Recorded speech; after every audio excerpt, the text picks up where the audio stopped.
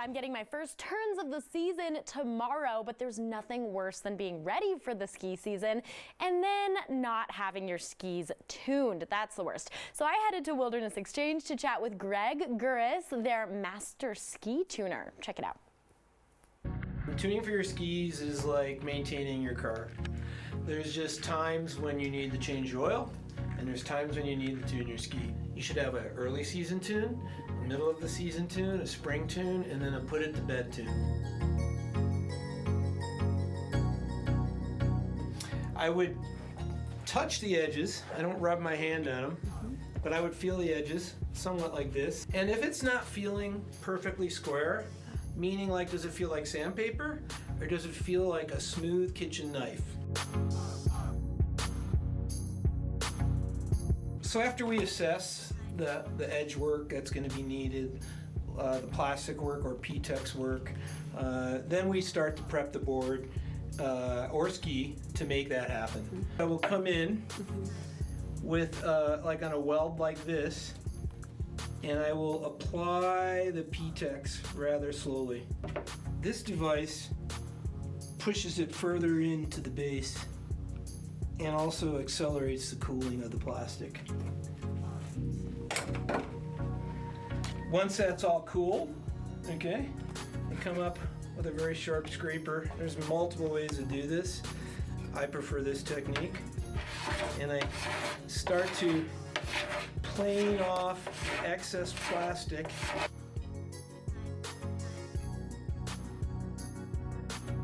And then as you can see, the big hole that was easily 1 millimeter deep is now completely full. We grind the snow tool on a belt sander machine to eliminate and smooth out the base and give it a texture of sorts that'll allow the P-Tex to grip. You always want to have, at minimum, a 90-degree angle for your edges. And if anything, you can have an acute angle that makes it more knife-like. The technique that I like to use is I use this unique beveling tool that keeps the file at a constant angle.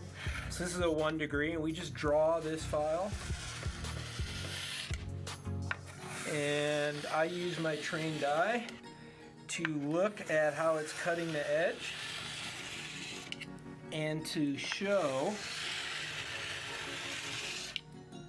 and is that this black line that starts to show up right here between the base and the edge, that shows that I'm cutting the edge at the right angle, and I've just started to cut into the base, and then that gives me the 1 degree that I'm looking for.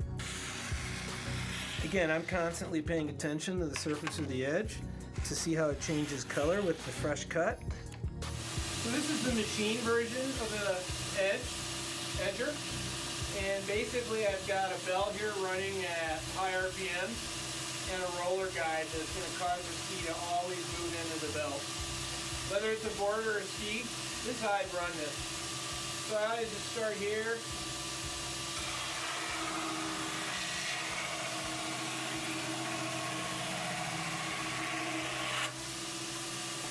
And then I always look at it and I can feel that that is really sharp.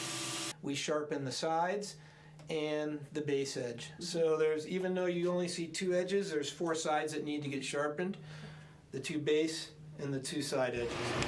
So this part of the finishing process, or this part of the stone grinding process is what we call the finishing. This stone is going to put a pattern, literally a lot like the feed wheel right here, where it has, that's exaggerated of course, but it's going to put a pattern on here. And we're going to see what that looks like right now.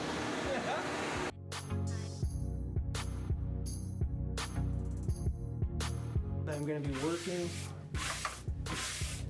You can kind of see some of the dirt I'm pulling off here. Then I come in with an anti-static cloth to do the final ski brush. Then I'd be picking the waxes of the day, which means what is the ski area looking at, and the hand wax is basically just done in a pattern like this. Then I basically iron this ski, and the whole key is for me to get this molten wax for the length of the ski at one time. Usually by doing that, I get the best penetration. Then we let that cool, and that's usually an hour. I'm gonna scrape the wax off.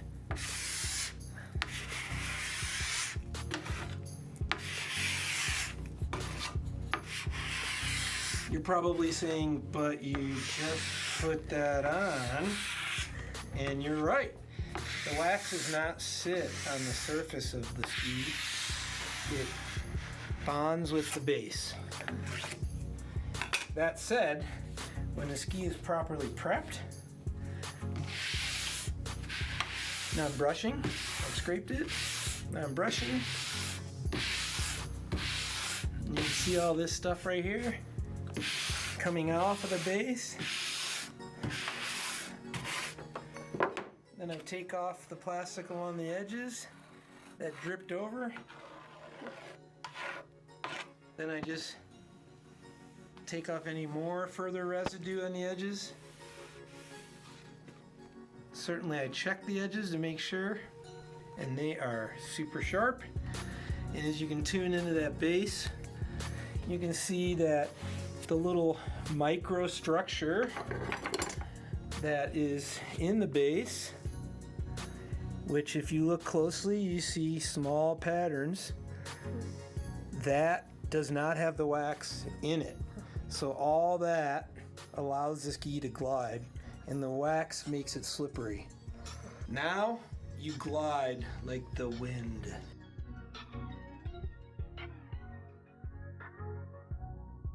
Like the wind. Well, visit Greg at Wilderness Exchange on 15th in downtown Denver. Also online, wildernessx.com to see everything they have in stock.